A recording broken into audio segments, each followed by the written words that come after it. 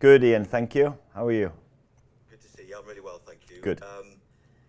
First of all, happy birthday for yesterday. I just wondered, anyone managed to sort of pop out and get a cake or anything? Any of the players or the staff? Yeah, we always have a cake. Tradition, absolutely. So, yeah, we all enjoyed that after the evening meal last night. What kind of cake's that? It was a chocolate cake last night, but it was very nice. Someone always gets a cake on someone's birthday. Absolutely. Yeah, tradition. Good. I'm glad you managed to enjoy your birthday a little bit. In terms of the serious side of stuff, Rob, how are things? You talked about this being a nightmare trip to Kazan in Russia. Can you give us a sense of what this involves, the logistics of getting there? Yeah, well, when I said it was a nightmare, logistically, and that was, pre-camp, that was everything we had to ask the players do in the clubs. We had the involvement of the clubs, and like I said before, in the main, they were very supportive and allowed the players out. Okay, we've had a couple of players because of the timing of the transfer window as well that weren't comfortable in giving their passports, which I absolutely get.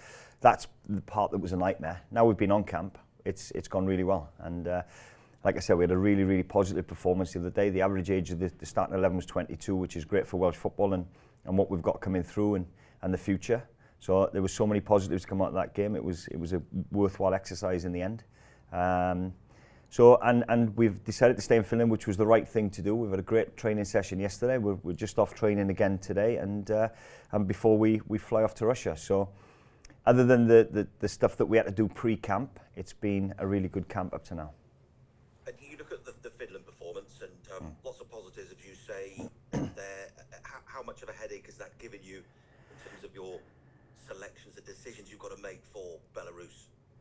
Yeah, well, of course it is, and that's what you say to the players. That's their motivation. We all want to play in World Cup qualifiers. We all want to play in a World Cup, and they want to be a part of that. So they know any given opportunity to wear that jersey, they're not just playing one game. It's playing to impress the coaching staff, the manager, the supporters, and give us all a problem. And there were some big performances the other night, like I said. So when it comes down to picking a squad now for future camps, some the other day have absolutely made me stand up and take count.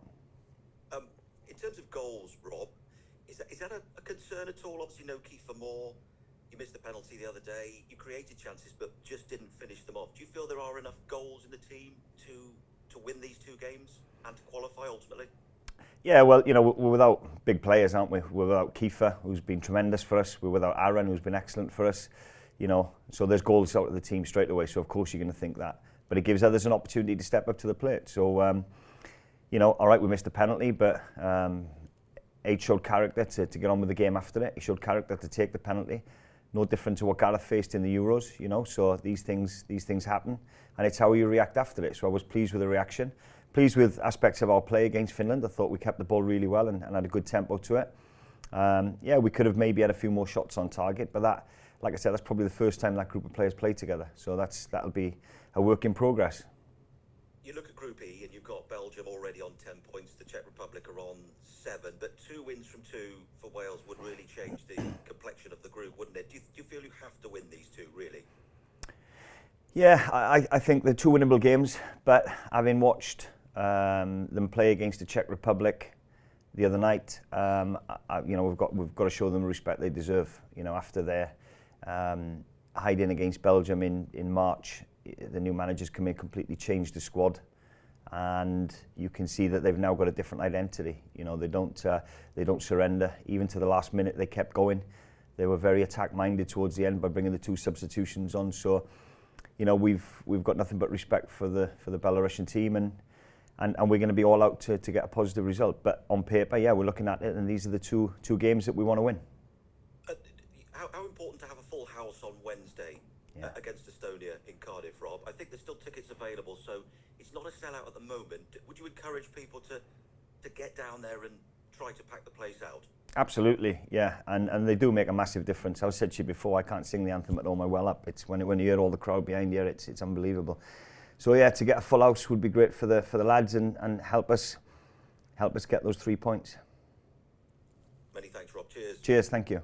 Thanks, Ian. Geraint Hughes. Morning, Rob. Morning, Geraint. How are you doing? You okay? I'm good, thanks. Very good. Good. Happy birthday as well for yesterday. Thank you. Can I just pick up, Rob, with sort of how you've had to deal with things. Is this potentially one of the most challenging periods of your career off the pitch, when you've gone into management, into coaching, everything you've had to deal with? You talk about the logistics, the things that have been thrown your way. Is this the most challenging time in your career? Yeah, probably, but it's not a major concern for me, Geraint. It's something that happens in international football. You do all the best planning in the world, but there's a lot of moving parts when you're on camp, and it's just managing those moving parts. And we've had to do that quite a bit this camp, which has been different to any other camp I've had. But it hasn't been, we're not going to grumble too much about it. It is what it is, like I keep saying, and we just have to take the positives out of it. Okay, we'd like, barring COVID, some of the other players still involved with us, that would help us. Of course it would. And a couple of the injuries that we picked up pre-camp is out of our control. But like I said, it gives others an opportunity now to step up and show what they can do. Rob, listen, there's nothing you can do about it now where the game is in Kazan, but one of the things that does seem, it's slightly unfair is that there are no fans, and Wales have been without fans for a long time. Even if there were fans, it would be a long way and a very expensive way for them to go. If you could say anything to sort of FIFA after this, would it be about sort of, you can't have empty stadiums, you can't punish innocent parties, you can't do this? Is there any recourse you've got to maybe advise them so things like this don't happen again, whether it be for Wales or for any other nation? Yeah, they've come to that conclusion, that decision themselves. I will look into it further after the game. I just want to get these two games out of the way first, get maximum points, and then we can sort of have a camp debrief and go through things that we need to change, and if we can influence it all. We weren't privy to any conversation with regards to where the game was going to be played. We were told where it was going to be played. Do I think it's fair? No. Our supporters have had a tough summer anyway. I went to watch us from afar in the Euros, and no different to tomorrow's game. So no, it doesn't seem fair, but even more reason then for the supporters to come and watch us on Wednesday, and all the games that they've missed throughout the summer, and tomorrow's game we can make up for hopefully then on Wednesday night. Rob, just on Gareth, it's something you said, I think, when you announced the squad. I think the phrase he feels like he's got his bug back. I presume what you meant by that, listen, never doubting that he has it with Wales, but in terms of maybe more of a mojo about football, from what you've seen on the camp when he came on just for a few minutes the other night, has being in a sort of a more stable, a better environment in Real Madrid, has that tangibly had a benefit for him and a benefit for Wales?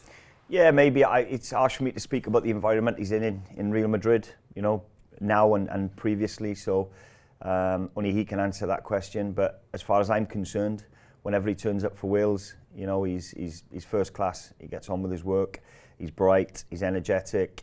If you'd have seen him in the small-sided game yesterday, he was exactly as he was when he came on against Finland, and looked bright and sharp. And so he enjoys coming away. It's like being back with his mates, and he loves every minute of it. And we're seeing that now in his football. And it certainly helps. I think this camp, Geraint, has been the first camp really that we've had the majority of players playing on the Saturday.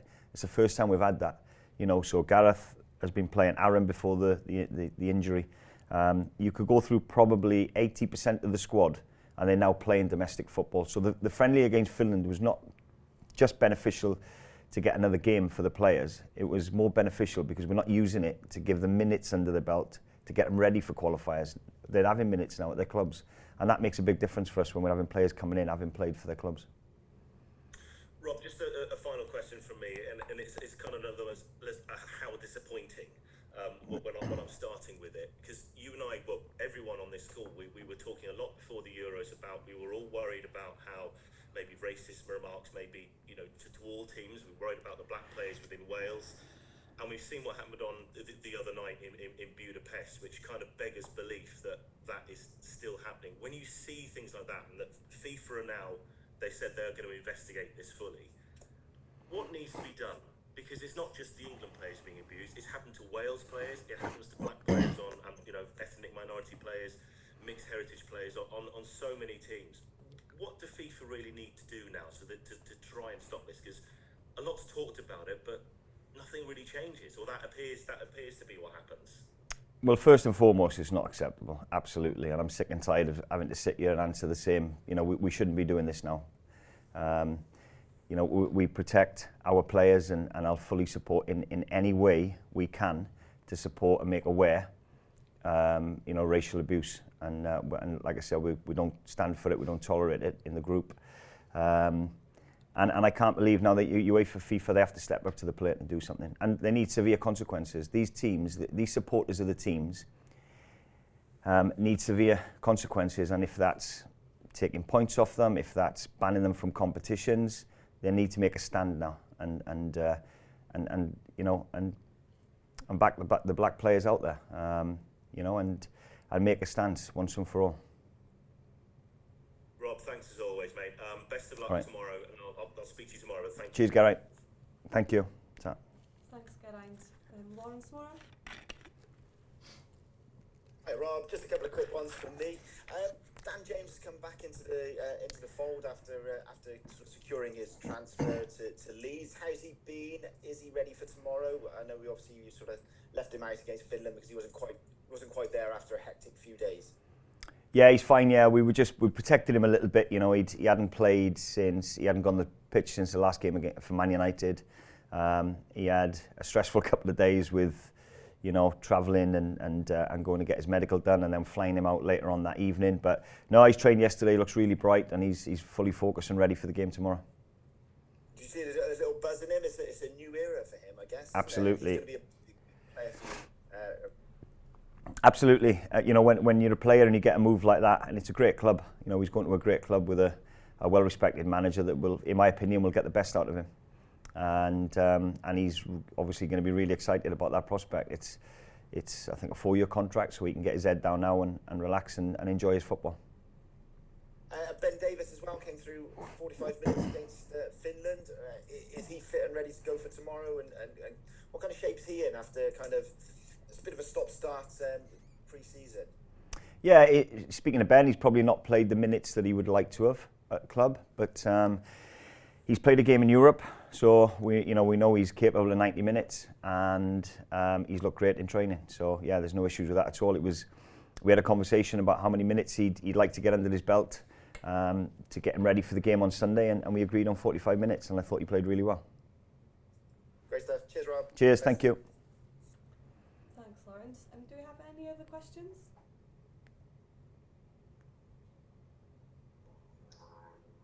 Yeah, Neil. Yeah, hiya Rob. Hi, Neil. Mickey sends his regards, by the way. I spoke to him yesterday. All right, okay.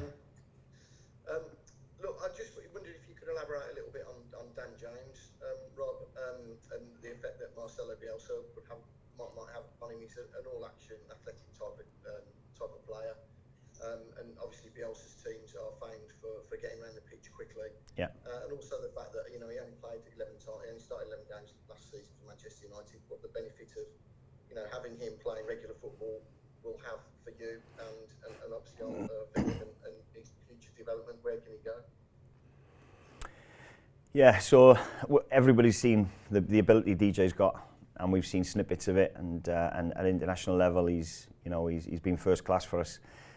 When you go to a team like Leeds with a manager and Bielsa that demands high intensity and for 90 minutes, 95 minutes now if the game's going for, and having spoken to Tyler and some of the training sessions that they do, I think DJ will always have that ability. But if you can get him extremely fit to the point where he can sustain that for 90 minutes and he can do it on a Wednesday and then he can do it again on a Saturday, then we're only going to benefit from it, So to have somebody of DJ's ability available and fit and get into the 80th minute and not having to worry about substitutions because he's got that resilience now in him and the fitness to be able to sustain that for 90 minutes, 95 minutes, then we'll get the sort of the complete player.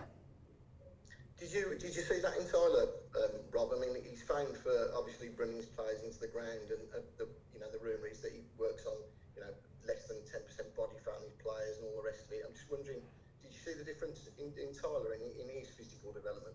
Yeah, I mean, I won't go into detail because that's down for Leeds, but we're privy to some of the things that go on there, and obviously looking at Tyler's record over the last couple of years since he's been there. Yeah, we've seen a big improvement in him from his fitness levels to his physique, and so yeah, like I said, he gets his players fit, and they have to be fit to play the way Bielsa wants to play. You have to be fit. You have to sustain it for 90, 95 minutes. So I think DJ will benefit that as of, like Tyler has. Many thanks. All the best, Rob. Cheers, thank you.